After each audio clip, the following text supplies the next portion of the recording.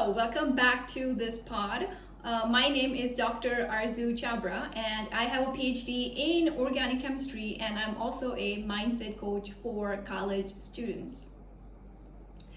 So the topic for today's pod is how our beliefs are actually creating our reality. And what do I really mean by that, right? So our beliefs are always creating or shaping the way we actually experience this world, okay? And whether you believe it or not, the choices that you make in your life is completely driven by what you actually believe in.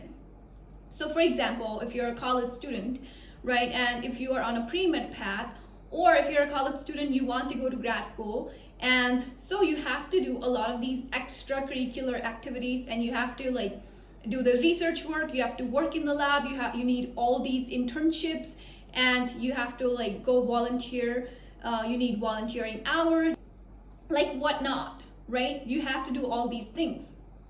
So if life is already feeling so overwhelmed and you already feel like, okay, if I'm going to become a doctor, I have to take this hard path in life. Or you already believe that, okay, a path to becoming a doctor is actually going to be a stressed out, very exhausting, very overwhelming path, then sure, whatever I'm experiencing right now, it's supposed to be that, right? It's supposed to be feeling that way right now. However, I am going to repeat what I said before. What you experience in your life is directly proportional to your belief system. And what I really mean by that is that if you think that this path is going to be full of struggles, if you think that the high ambitious road is full of struggles, then you will experience that. Oh, by the way, all extra resources that talk about and explain all the neurology, the psychology of all the things that I talk about, I add those resources on the WhatsApp group linked down below in the description. Oh, and also if you're interested in looking at the setup that I actually used to create this video from scratch, I'm gonna attach that towards the end, so stay until the end. But if you have a belief system where you actually believe that this path could be full of learning the skills to manage my time, learning the skills to actually set good boundaries, or this path, because it already requires me to become a good professional already, right? Before I even live a professional life, if your belief system is that, okay, I already need to be responsible for how I spend my energy, spend my hours, and who do I hang out with, if you think that this path requires me to do that, whilst having fun, whilst actually taking care of myself spiritually, emotionally, mentally, and physically, then the path for you is going to be a path which is full of fun, where you're doing the things that actually energize you. You're actually really passionate about what you do, right? And at the same time, you might possibly be in a different career path. You might be out of alignment, which means that what I really wanted to say was that you could be in a path not because you really wanted to, but it's because someone else influenced you into doing that, right? For example, I have a PhD and no one actually told me that I should get a PhD in organic chemistry, which is a very laborious process of getting a PhD, right? The lab work is a lot more laborious than any other field of chemistry.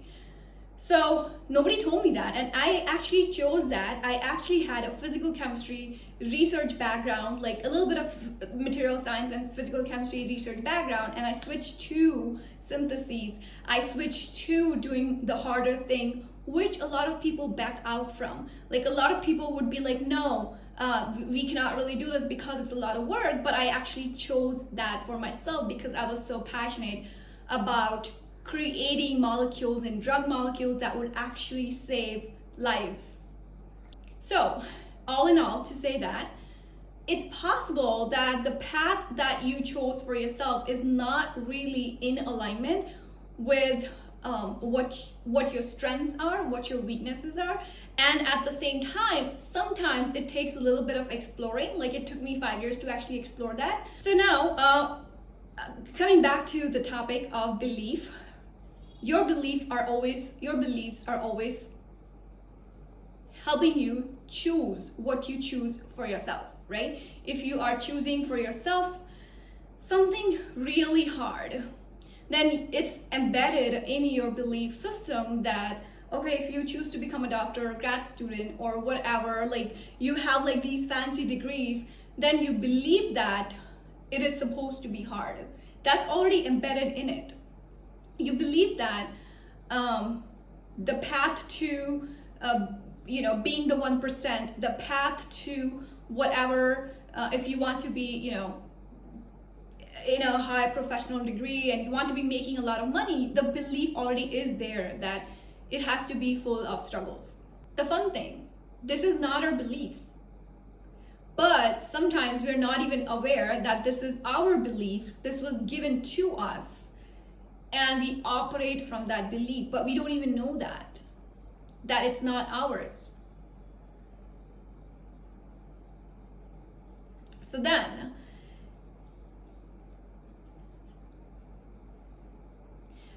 now, knowing that you actually now have the power to rewire your beliefs. Now you have the power to change what you actually believe about your career, what you actually believe about your life, and how you choose to reach your goals, how you actually choose to meet your goals. You can be in a process which is full of fun. You could be having fun, you could have hobbies, and you really feel light at the end of the day. You feel purposeful, you feel like, yay, I learned something because I'm developing, I'm learning the skills which are actually going to help me save another life. Or I could be learning the skills which actually help me develop the drugs which have never been created before, and I could help humanity that way. And you might feel purposeful by the end of the day when you're actually working that hard. Or you could feel exhausted, tired, stressed out, like you don't know, you're not connected to your goal, and you feel like, okay, this is it. This is my life, and this is going to be on repeat. So once you've actually figured out your belief system, you can then choose to change it. And also, if you're really interested in rewiring your beliefs, and if you're just so tired of living this exhausted, tiring, overwhelmed life, then I'm going to attach awareness-based questions in a PDF that you can actually use to rewire your brain and rewire your belief systems. And so the link for that is in the description down below. Then you can actually choose to change what you're believing in. And once you've actually changed your beliefs, then what you can really do is create habits based on your new belief system, right? For example, if you now believe that, okay, now, you know what, it's not really true that I am actually going to be unhealthy and be a pre-med student, but the new belief is that as a pre-med student, I can take care of myself. So then you can create a new habit of actually going to the gym 3 times a week. You can create this new habit of pursuing a hobby once a week. Once you have installed that new belief, you're now ready to create a habit for yourself. Install a habit for yourself that will actually correlate to that belief. And let me just remind you something, that you have lived with this belief for 20 years at least, right? And you have operated from that belief system because it was going in you and you were absorbing it. You were learning that this is how the world works. So don't be surprised when you feel like it's taking so long to install this new belief.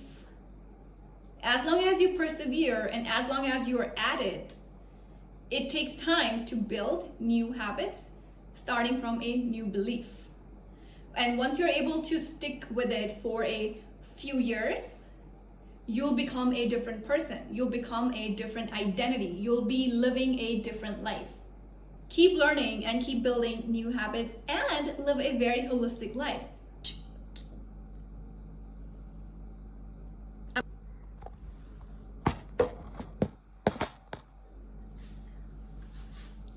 Oh, by the way, if you think that, and if you're interested in learning more and